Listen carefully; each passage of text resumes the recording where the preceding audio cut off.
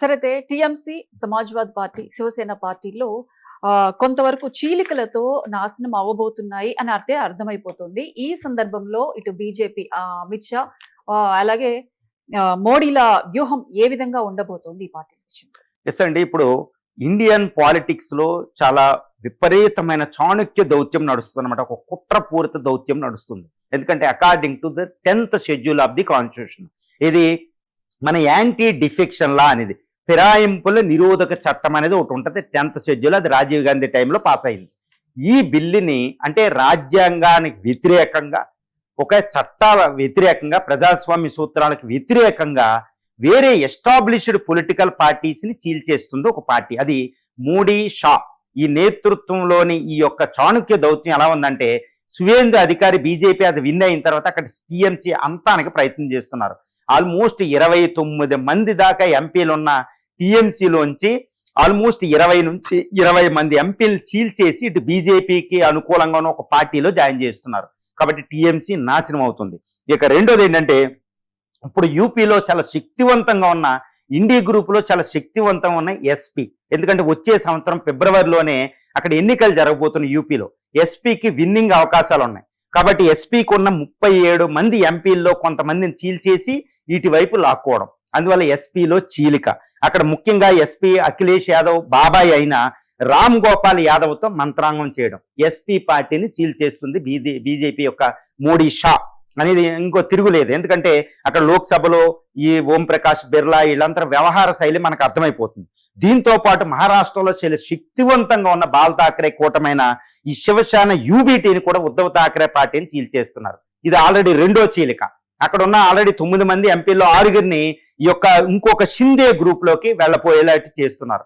ఇది శివసేనని చీల్చేయడం. అంటే ఏంటి, ఈ శివసేన ఉద్ధవ్ ఠాక్రే పార్టీలో ఉన్న 6 ఎంపీలు, తర్వాత ఒక 20 మంది ఎంపీల దాకా టీఎంసీ, ఇంకో 20 మంది ఎంపీల దాకా ఎస్పీ. ఈ విధంగా ఇండి గ్రూప్ చాలా బలహీన పడిపోయే అవకాశం ఉంది. ఎందుకంటే ఇండి గ్రూప్ లో ఎస్పీ, ఉద్ధవ్ ఠాక్రే, శివసేన, టీఎంసీ అనేది చాలా శక్తివంతమైన పార్టీలు అనమాట. డిఎంకే ఎలాగో బయటికి వెళ్ళింది, ఆల్మోస్ట్ బయటికి వెళ్ళినట్టే, దాన్ని కూడా ఆకర్షించుకుంటుంది. ఈ విధంగా ఆల్మోస్ట్ ఏంటంటే ఒక 70 నుంచి 80 మంది ఎంపీలని చీల్స్తున్నారు. అసలు ఇక్కడే అసలైన సీక్రెట్ ఉంది. ఎందుకు బీజేపీ ఇంత పగడ్బందీగా యుద్ధ ప్రాతిపదికన ఇంత పెద్ద పెద్ద పార్టీలు చీల్చేయడానికి 2 కారణాలు. అందరూ అనుకునేది ఏంటంటే ఇండి గ్రూప్ని నాశనం చేయడం. 2029 ఎన్నికల నాటికి, లోక్సభ ఎన్నికల నాటికి అసలు ఇండి గ్రూప్ స్వరూపం లేకుండా చేయడం, అందులో శక్తివంతమైన సైనికులు లాంటి ఈ పార్టీని చీల్చేయడం, మళ్ళీ బలహీనపరచడం, బీజేపీ విన్ అనుకుంటారు. ఇది నిజమే, వాస్తవం. కానీ అసలైన లక్ష్యం ఏంటి బీజేపీ వెనకాల ఈ పార్టీలు చీల్చడం అంటే, డీలిమిటేషన్ బిల్లు పాస్ అవ్వాలి. ఇప్పుడు వచ్చే వర్షాకాల సమావేశాలు జరగబోతున్నాయి. ఇందులో మళ్ళీ డీలిమిటేషన్, రీసెంట్ గా అది పార్లమెంట్ లో ఓడిపోవడం జరిగింది, ఉమెన్ రిజర్వేషన్ బిల్తో కలిపింది.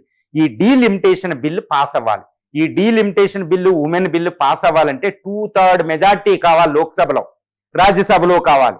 ఈ రాజ్యసభ, లోక్సభలో 2/3 మెజార్టీకి ఎన్డీఏకి, బీజేపీకి లేదు. అసలు బిల్లు పాస్ అయ్యే అవకాశం లేదు. మొన్న అవమానం జరిగింది. కాబట్టి ఈసారి వర్షాకాల సమావేశాల్లో ఈ ఉమెన్ డీలిమిటేషన్ బిల్లు పాస్ అయ్యేటట్టు చేసుకుంటే దానికి చాలా అడ్వాంటేజ్ వస్తుంది. నార్త్లో ఎక్కువ సీట్లు పెరుగుతాయి కాబట్టి, రీసెంట్గా శశి థరూర్ అందరూ ఎక్స్ప్లెయిన్ చేసినట్టు. కాబట్టి ఈ delimitation, women reservation bill pass చేసుకుంటే ఎక్కువ సీట్లు నార్త్ ఇండియాలో పెరిగితే సౌత్ ఇండియాతో కంపేర్ చేస్తే అది అన్యాయమే జరుగుతుంది. సౌత్ ఇండియాతో ఇది పర్సెంటేజ్ 50% పెంచుతామంటే కరెక్టే, కానీ దానికి సీట్లు ఎక్కువ పెరిగితే నార్త్ ఇండియాలో గ్రిప్ ఎక్కువ బీజేపీ. కాబట్టి కాంగ్రెస్ తో పోలిస్తే బీజేపీకి, ఇండియా గ్రూప్ తో పోలిస్తే ఎన్డీఏకి అద్భుతమైన ప్రయోజనం రాబోతుంది. కాబట్టి ఈ delimitation, women reservation bill pass అవ్వాలంటే పార్లమెంట్ లో 2/3 మెజార్టీ, లోక్సభ, రాజ్యసభలో. దీన్ని సాధించడానికి ఈ పార్టీని చీల్స్తున్నారు. ఇది 2/3 మెజార్టీతో 2/3 డివైడ్ అయ్యి వేరే పార్టీలు మెర్జ్ అవ్వచ్చు అనేది మనకి యాంటీ డిఫెక్షన్ 10th షెడ్యూల్లో ఉంది. మరి దానికి అనుకూలంగా మీట్ అవుతున్నారు. మరి ఎంత ఇమ్మోరల్ గా చట్టాన్ని వ్యతిరేకిస్తూ రాజ్యాంగ స్ఫూర్తికి వ్యతిరేకంగా ఈ పార్టీని చేల్చడం కరెక్టేనా అంటే, ఇది ప్రజాస్వామ్య సూత్రాలకి పూర్తి విరుద్ధం అనమాట.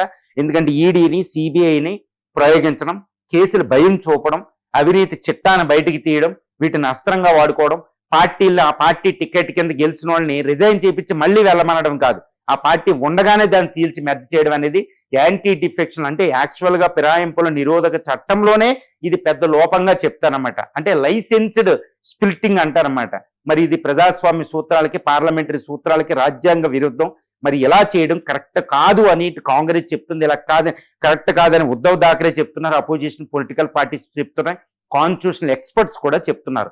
అంటే delimitation, women reservation bill pass చేసుకోవడానికి వచ్చే వర్షాకాల సమావేశాల్లో 2029 నాటికి ఈ యొక్క ఇండీ గ్రూప్ ని బలహీనం చేసి మళ్ళీ బీజేపీ ఫుల్ మెజార్టీ రావడానికి మోడీ షాలు చేస్తున్న అద్భుతమైన చాణుక్యం. కానీ ఇక్కడ ఒక్క విషయాన్ని మర్చిపోకూడదు, ఎన్ని చేసిన నెంబర్స్ ద్వారా మరి యాక్చువల్ గా ఈ యొక్క ఓటర్ ఎలా రెస్పాండ్ అవుతాడనే దాని మీద ఆధారపడి ఉంటుంది.